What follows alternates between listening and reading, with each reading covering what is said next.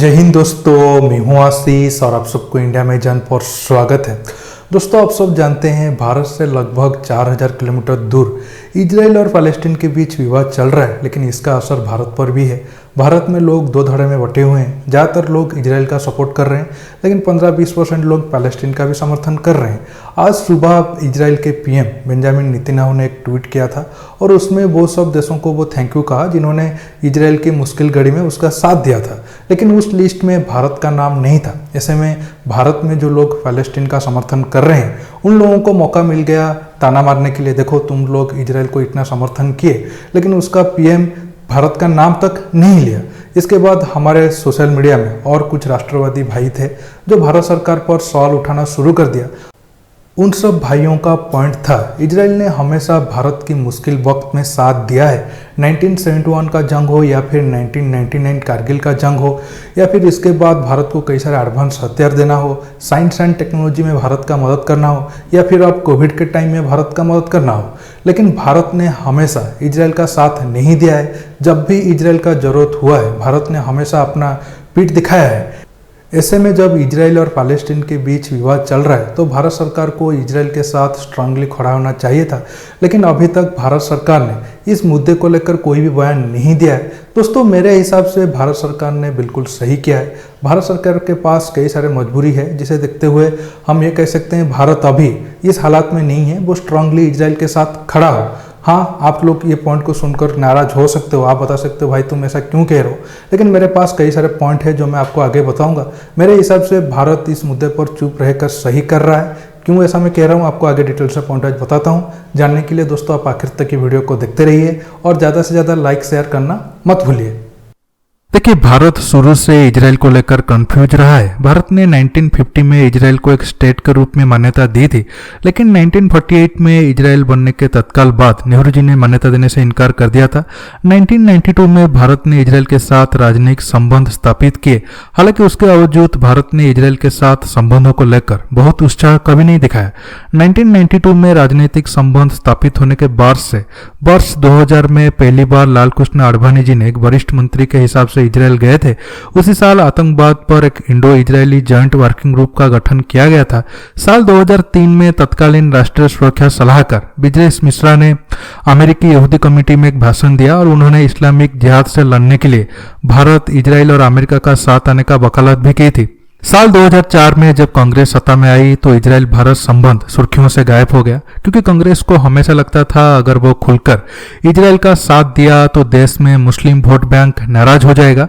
दोस्तों, मुस्लिम vote bank भी अजब है। उन लोगों के लिए भारत का हित कभी भी बड़ा नहीं है। धर्म ही सब कुछ है, इसलिए इजराइल और फ्रांस का विरोध करते हैं।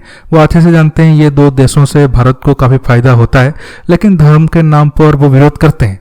अब देखो, पाकिस्तान की सपोर्ट में बड़े लेवल पर ये सब लोग रोड पे आकर सपोर्ट करने में ज्यादा देरी नहीं लगेगा, क्योंकि ये लोगों के लिए सही बुरा कुछ भी नहीं है। मुस्लिम हो तो सब कुछ माफ। देखिए, जब मोदी जी 2014 में पीएम बने तब भारत का इजराइल के साथ संबंध तेजी से बदला। भारतीय प्रधानमंत्री के रूप में नरेंद्र मोदी ने 2017 में इजराइल का दौरा किया था। कई सारे बड़े बड़े डिफेंस डील भी हुआ, लेकिन फिर भी भारत फिलिस्तीन के साथ दोस्ती को नहीं खत्म की। मोदी जी ना सिर्फ फिलिस्तीन गए, बल्कि उन्हें वहां का सबसे बड़ा अवार्ड भी मिला। पिछले साल यरूशलेम को राजधानी बनाने की अमेरिकी घोषणा को खारिज करने के पक्ष में भारत समेत 128 देशों ने संयुक्त राष्ट्र की आम सभा में वोट किया था। देखिए, भारत का इजराइल के साथ खुलकर ना जाने के पीछे कई सारे वैलिड वजह भी है। हमारा इजराइल के साथ डिफेंस को लेकर अच्छा संबंध है, लेकिन हमारा एनर्जी से लेकर अरब देशों में 17 लाख के करीब लोग काम कर रहे हैं, जो हर महीने भारत को अपना पैसा भेज रहे हैं, जिससे हमें काफी फायदा होता है। भारत का वाणिज्य मंत्रालय के अनुसार साल 2016-17 में अरब देशों से भारत का व्यापार 121 अरब डॉलर का रहा था। यह भारत के कुल विदेशी व्यापार का लगभग 18% हिस्सा है। वहीं इजराइल के साथ भारत का व्यापार 5 अरब डॉलर का था, जो कि कुल व्यापार का 1 भी % नहीं है। इसके साथ हमारा जरूरत का ज्यादातर ऑयल गैस अरब देशों से आ रहा है। अगर हम 100% जाकर इजराइल के साथ खड़े होंगे तो ये सब देश हमारा दुश्मन बनना तय है। तो क्या आप रेडी हो 200 रुपया देकर तेल खरीदने के लिए? अब भारत तो इजराइल के लिए जाकर डायरेक्ट हमास से जंग नहीं लड़ेगा या फिर इजराइल को आयरन डोम जैसा कोई हथियार भी नहीं देगा। इजराइल खुद ताकतवर है अपने दुश्मन से लड़ने के लिए। भारत को सिर्फ ये कहना था इजराइल पैलेस्टाइन में जो कुछ कर रहा है वो बिल्कुल सही कर रहा है, लेकिन एक लाइन की वजह से भारत को काफी नेगेटिव इंपैक्ट पड़ता। अब देखो, पिछले साल जब इजराइल ने ईरान के साइंटिस्ट को मारा था तब भारत ईरान के सपोर्ट में कुछ नहीं बोला था, तो आज इजराइल के सपोर्ट में क्यों बोले? इसके साथ आप एक चीज नोटिस करो, इजराइल पाकिस्तान के खिलाफ हमेशा भारत का साथ दिया है, इसमें कोई डाउट नहीं है, क्योंकि पाकिस्तान दोनों का कॉमन दुश्मन है। लेकिन कभी चीन के खिलाफ इजराइल ने कुछ बोला है क्या? पिछले साल गलवान को लेकर इजराइल ने कहा चीन भारत के साथ गलत कर रहा है, चीन बुरा है, हम भारत के साथ है, वगैरह वगैरह। क्योंकि अमेरिका के बाद इजराइल का चीन के साथ सबसे ज्यादा इकोनॉमिक रिलेशन है, तब वो अपने फायदे के लिए कोई भी देश मतलब भारत और चीन का सपोर्ट में कुछ भी नहीं कहा। तो हमें आज सेम रूल को फॉलो ही करना है, ना इजराइल का साथ देना है ना अरबों का। जब फायदा दोनों साइड से है तो भारत सरकार का चुप रहने में कोई गलती नहीं है। क्यों हम एक साइड में जाकर दूसरे साइड में जो हमें फायदा हो सकता था उसे नुकसान करें? हम लोग तो सोशल मीडिया में इजराइल का सपोर्ट कर ही रहे हैं।